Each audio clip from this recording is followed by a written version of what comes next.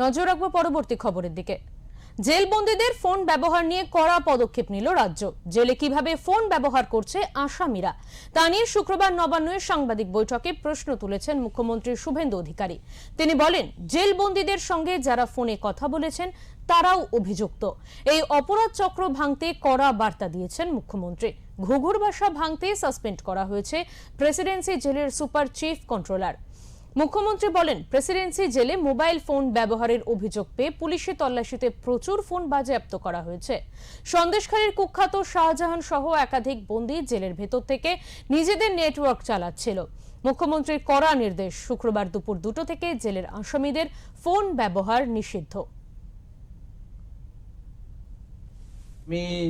কে brief করে দেবেন কতগুলো গোটা রাজ্যের অপরাধীরা জেলের মধ্যে তাদের অপরাধী নেটওয়ার্ক চালিয়ে যাচ্ছেন with the help of the section of the ruler.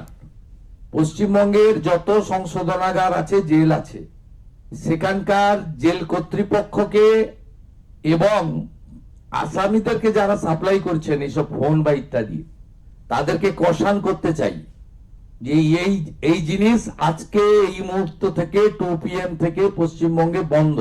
সন্দেশখালীর কুখ্যাত ক্রিমিনাল শাহজাহান সহ যারা জেলে বসে এখনো নেটওয়ার্ক চালাচ্ছেন, তাদের বিরুদ্ধেও কারা কর্তৃপক্ষকে with the help of Kolkata police এবং রাজ্য পুলিশ অবিলম্বে ব্যবস্থা নেওয়ার জন্য নির্দেশ জারি করা হচ্ছে। এই প্রেসিডেন্সি জেলের ঘটনায় দুজনকে সাসপেন্ড করছি। একজন mister N Kujur, superintendent of Presidency correctional home, আরেকজন দীপ্ত ঘোড়াই, chief controller of Presidency correctional home.